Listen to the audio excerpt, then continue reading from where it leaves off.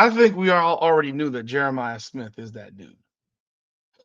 If you didn't know that Jeremiah Smith was that dude, then I don't know what you've been watching. Because if you like to really talk about who the best wide receivers in college football were this year, um, two of them are freshmen. Two of them were freshmen, and they don't get the recognition that they deserve to get. Or that they, in my opinion, okay, I hate that word deserve. They didn't get the recognition that they earned this year because they didn't put up big enough numbers in terms of catches. But two of the best receivers in the country this year were Jeremiah Smith at Ohio State and Ryan Williams at Alabama. The catches those two guys made this season were Sports Center highlight reels so often. And at the end of it, if you want to be honest, the best wide receiver in the country this year is Jeremiah Smith. His numbers don't don't have the I mean his numbers 63 catches, 1,037 yards, 16.5 yards per catch, 12 touchdowns. He is a big play threat all the time. And if he played for any number of other teams not named Ohio State, he'd have 100 catches because you throw him the ball damn near every play. Except he plays with a monster roster, including Emeka Egbuka, who had 65 catches, Carnell Tate, 42 catches. You got guys that are getting the ball. And of course, the fact that Ohio State actually runs the ball a lot. They actually run the ball more than they pass the ball because they're a very balanced offense. But you put Jeremiah Smith in Colorado, you think he doesn't put the same numbers in terms of catches as Travis Hunter? Of course he does. And his average would be freaking 16, 17, 18 yards a catch. Jeremiah Smith is the best wide receiver in the country. And there are people that are saying that he should be allowed to turn pro as soon as possible. I don't agree with that. I don't agree with that. I think you need to keep the rule what the rule is. Like he might be the best receiver in the country right now, but I've heard people say that he's a top 10 NFL receiver now.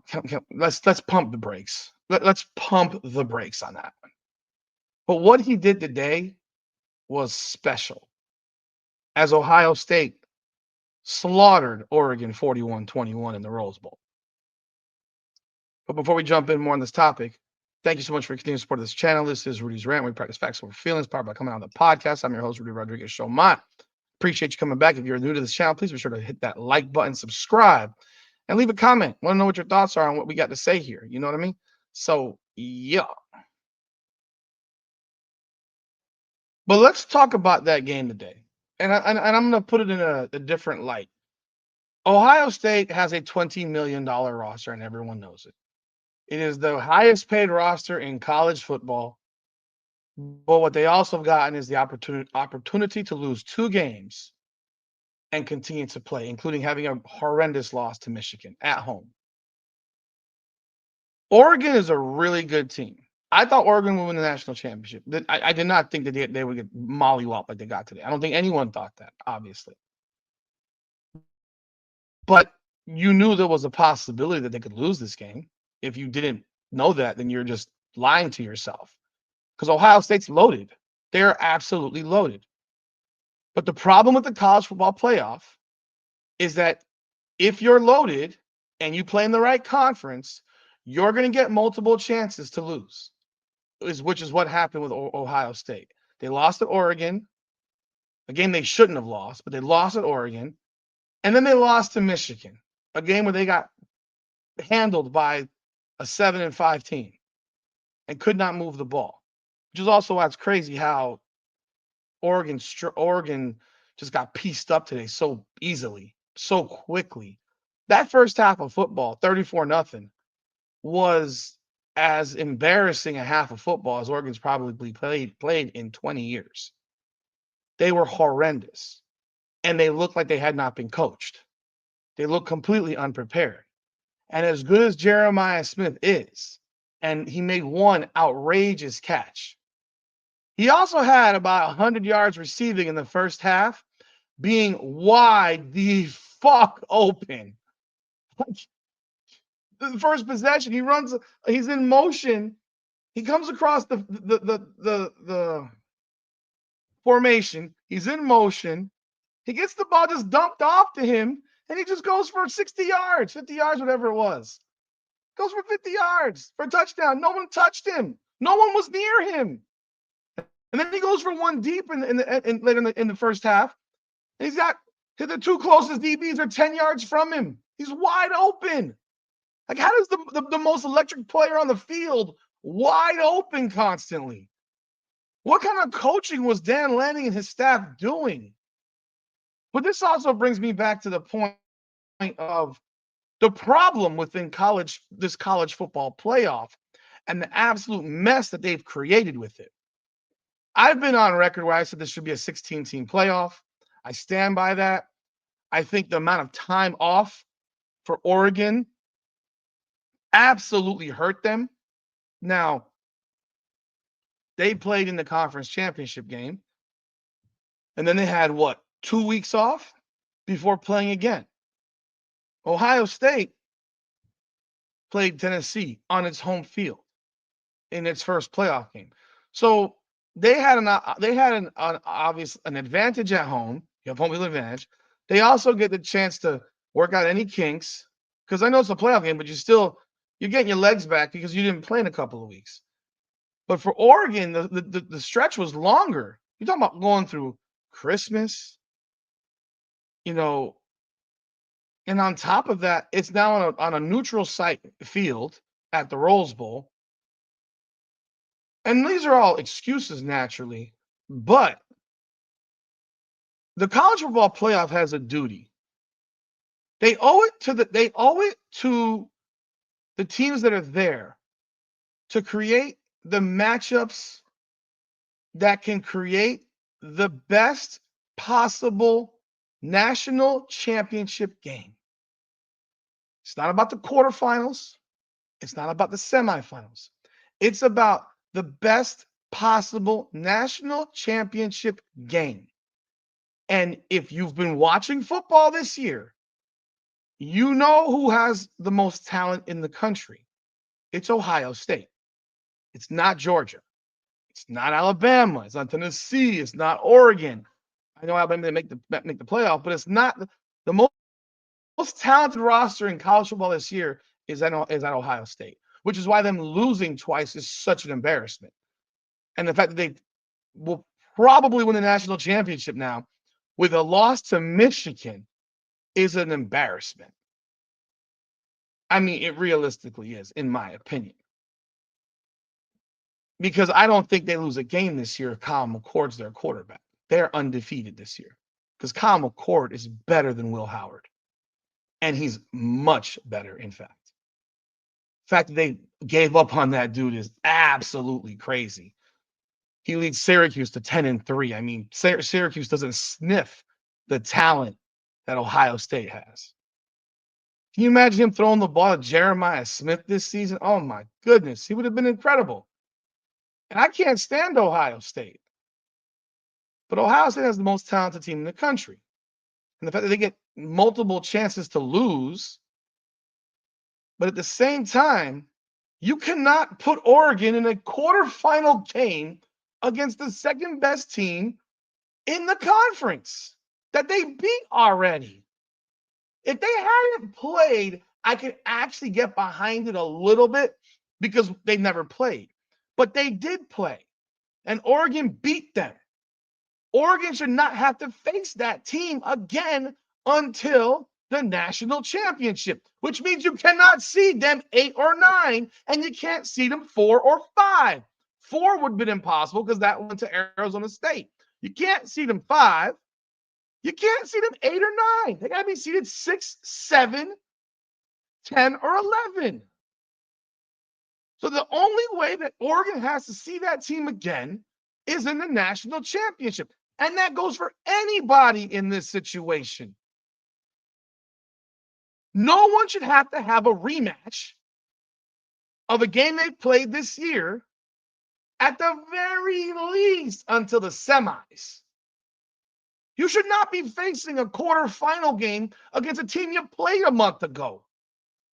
That's the job of a committee to do something right. So, like, for example, there was no way that the only way that SMU could have played Clemson again was in the national championship. Now, granted, that's just another example because they played in the conference title game. They were seeded 11 and 12. They could not play each other again unless it was in the conference championship game. I mean the national championship game. Pretty sure of that. Let me check. That's correct. They could not have played. So Penn State, now you have Penn State. Penn State played Ohio State as the only tough game they played all year in their regular season. They played SMU and then they played Boise. And now they're going to play the winner of Notre Dame and Georgia, which is taking place tomorrow. Now, they haven't played any of those teams. You could have easily, considering the fact that Penn State actually went to the conference championship, you could have easily slotted Penn State at a 5, so that the earliest that Oregon would see them, which they played in the conference championship, would have been in the semis. Because no one really views Penn State as a real threat to win the championship. Although I will say that I think they're playing a lot better now than they're playing better than they played earlier this year, in my opinion. Like, I think they've ratcheted it up some, which I think is pretty impressive. And the Boise State game was 17-14 in the third quarter. And I think the Boise coaching staff didn't help their team all that much enough. Then you have Indiana versus Notre Dame. So Indiana didn't play Penn State in the regular season. So I would have had no problem with seeing Indiana play Penn State in a semifinal. Zero. I know there's things that you can't avoid, but the large opinion from most people is that the two best teams in the country this year are Oregon and Ohio State. Or Ohio State talent-wise is just unbelievable. People just think that they're unbelievable. So when you have them meet up here, this is what the college football playoffs completely screwed it.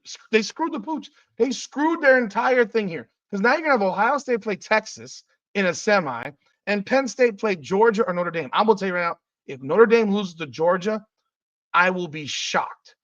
And if Notre Dame loses to Georgia, they should never be this crap again. Because you can't beat Georgia's backup quarterback. Come on, man. I mean, the fact that I'm wishing to see Notre Dame go to the national championship, it makes me sick because I hate Notre Dame, but I don't want to see Georgia back there, and I definitely don't want to see Penn State in there either because I don't want to see a Big Ten game or an SEC Big Ten game.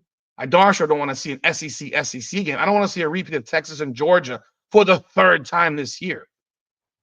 Like, how outrageous would it be that Texas plays Georgia for the national championship? Texas has lost to Georgia twice, and if they beat them in the Natty, they're the national champions. That's a joke.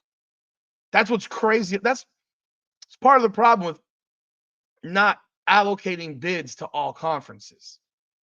Part of the problem not having 16 teams instead of 12. There's ways you can avoid all this stuff. And I think that's where the college football playoff has completely screwed the pooch. That said, I mean, Ohio State beat the brakes off of Oregon today. Oregon looked completely unprepared. They look completely unprepared. And they got it down to 34-14, whatever, 34-15. Then it was 40, back to then it was 41-15, and they made 41-21. I mean, looked unprepared, man. They looked like they had no idea what they were doing. But I think that the college football playoff really screwed this up because this was a game that you should have only seen played if it was for a national championship. Because here's the question now. Are you holding Oregon to that same qualification, that same level that you held all these other teams that got blown out? Because this was the worst blowout of the playoffs.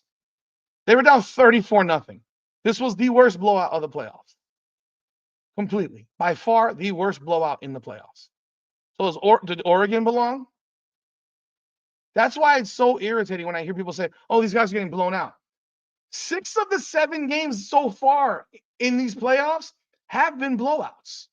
And the 7th was a screw job for which Arizona State should have won that game. got screwed out of having a chance to win it at the very least. And even the Penn State Boise State game, that was 17-14, it was 24-14 in the fourth quarter. It wasn't really a blowout per se.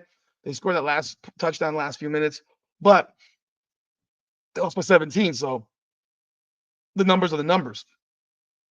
All that said, these are all double digit. There's been 6 double-digit games. 6 out of 7, which is the same as it's been when they have the 4-team playoff. It's college football. One team comes in playing great. Other team is honestly stuck in the mud. I mean, look at when Oregon last played. When did Oregon last play? When did Oregon last play? Oregon last played on December 8th. Today's the 1st. They hadn't played in 23 days, 24 days. And that matters. That absolutely matters. They looked like they hadn't played in 3 weeks. In that first half, they looked like they hadn't played in 3 weeks. Which is why 16 teams make, and the bye doesn't help them. The bye actually hurt them. The bye week hurt them because it wasn't like a 1-week bye. It's a 3-week bye. They were out for 3 weeks playing the most talented team in the country. So, yeah, the CFP screwed this thing up. What's new? You give a bunch of academics a job to do on sports, and this is what they do to it. This is why the people that should pick this thing should be football players. I mean, realistically, it should be former football players, former pros, not even college, former pro football players. I don't want to see an athletic director who's picking this crap. He's an academic. When you get academic people involved in sports, you have shit like analytics come out, which has destroyed sports in itself.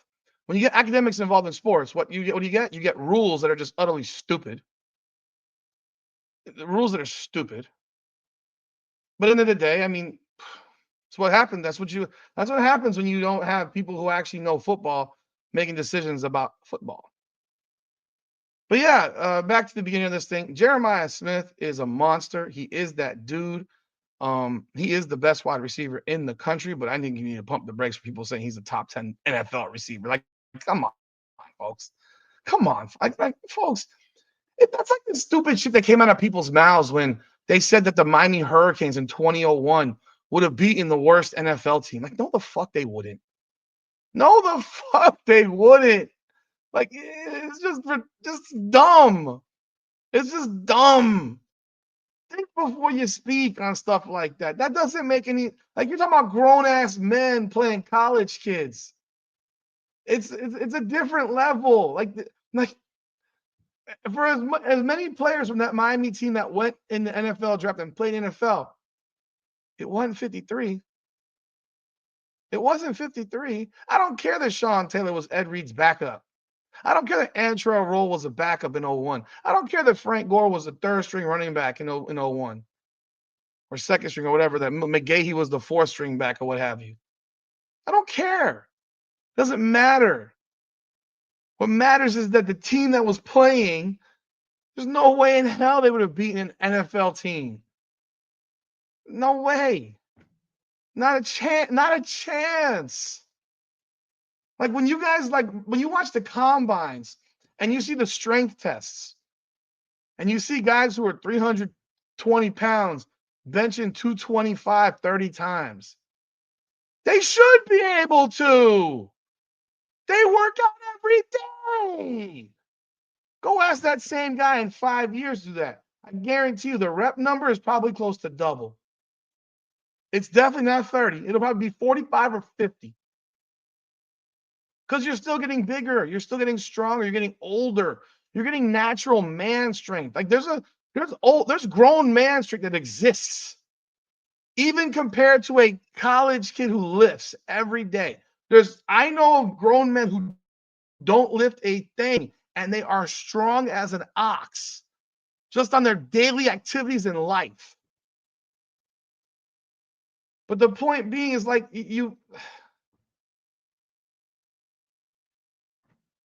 yeah, whatever. Jeremiah Smith is a monster, but he is not a top 10 NFL wide receiver right now. Can we stop that shit? Let's stop with the shit. Like it's like he's amazing. He's amazing. He's also playing on the most talented team in the country. Go put him on the Indianapolis Colts. See how he looks. Playing with Anthony Richardson as his quarterback. Put him on the Jets with Aaron Rodgers, who sucks now. See what it looks like. Put him on any team with some mediocre level quarterback and middle of the road talent, and you show me what he looks like. Promise you, that dude's not a top 10 receiver in the NFL right now. He's the best in college football, but he's not top 10 in the NFL. There's not a receiver in college football who's a top 10 wide receiver in the NFL right now. Not one. But amazing performance by Jeremiah Smith. He definitely set the tone for that game in the first possession. Amazing performance by Ohio State. I hate Ohio State, but they kicked their ass. They came ready to play, and I'll tell you this. I think Texas is the biggest fraud in the country. I think Texas is the biggest fraud in the country. They just do things that don't make sense. They get so much credit for their defense is so good. Kevin Scatterboo busted their ass. He busted their ass, man. They had a 24-8 lead. Where'd that defense go? That dude was throwing up on the sidelines. He still smashed them. I think Ohio State's gonna absolutely run Texas off the field. That's my thought. But you know what also happens when I have that type of thought? Is that Ryan Day finds a way to screw it up. So I have no idea. And I don't like either of these teams. I don't like any of these teams that are left. I'm an underdog guy. I like underdogs. But I hate Notre Dame too. It won't be pleasant. I mean, just realistically, I said earlier I would Notre Dame in the championship. I'm cheering for Penn State now. And James Franklin. I think that'd be freaking cool because I think that their last two games they've looked really good. Let me know your thoughts in the comments. If you'd like, subscribe, follow, hit that bell, leave a comment. Greatly appreciate y'all, man. I hope y'all had a happy new year. Come on now.